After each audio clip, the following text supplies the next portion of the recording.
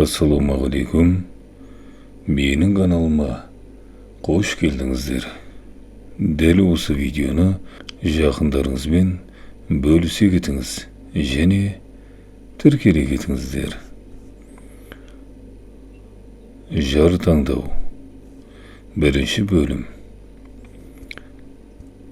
Кіріспе. Мен неге отбасы тақырыбын таңдадым? Мысырдың әйгілі Әл-Асқар университетінде 7 жыл оқып, 2012 жылы елге оралдым. Содан бері 9 жыл өтті.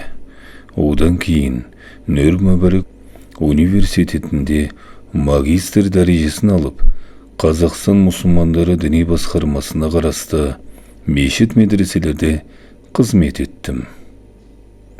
Мешітте имам, ұстаз болдым.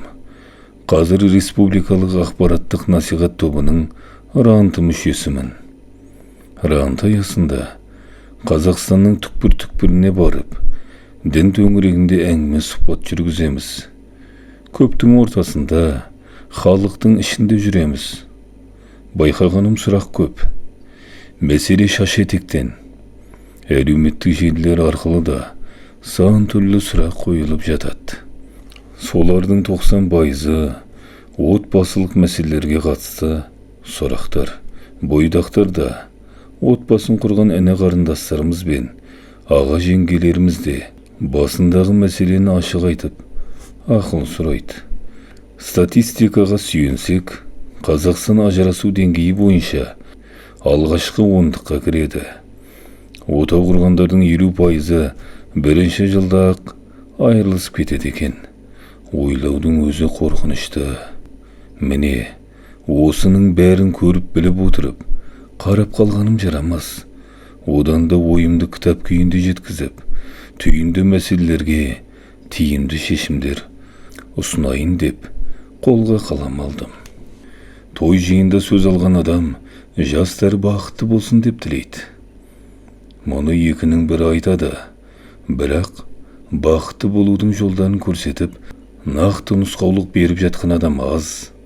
Тіпті 40 жыл отасқан ата-бабаларымыздың өзі жарытымды кеңес бере алмайды. Бақытты болыңдар деп тілек айтқаннан жастардың бақытты боп кетпесі анық. Қайта оларға қолдау білдіріп, бағдар беруі керек. Жанұя жарасымын сақтап, үйдің берекесін арттырудың амал әдістері дәстүрімізде тұнып тұр. Үйлену оңай, үй болу қиын дейтін халқымыздың ауырып еміз дегенше, ауырмайтын жол ізде деген тағылымды сөзіне сүйене отырып,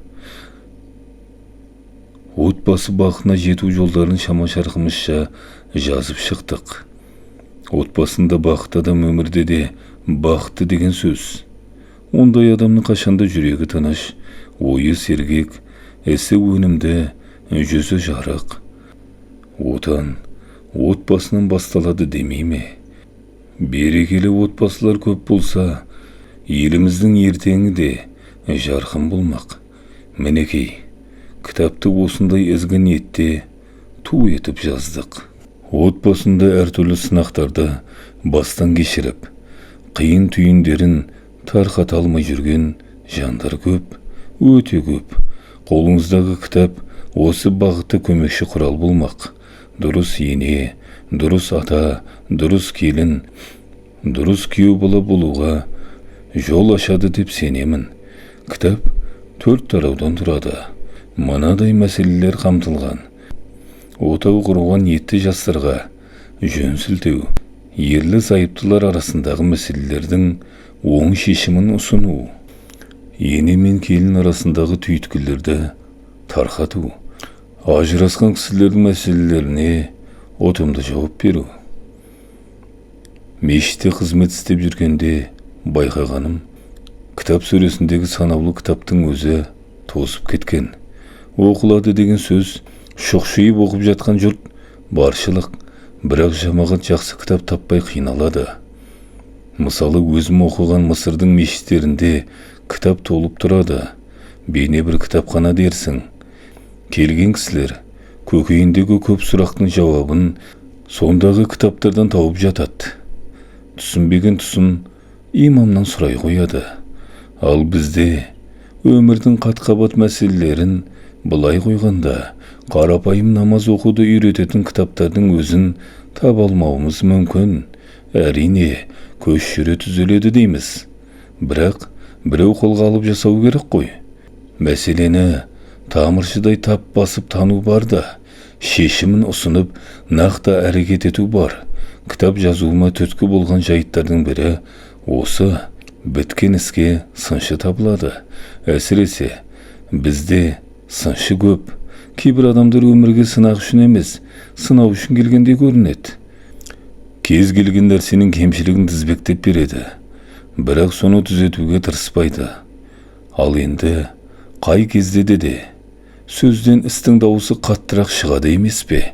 Мен сөзімді амалмен бекітіп, нақты қадам жасайын деп шештім.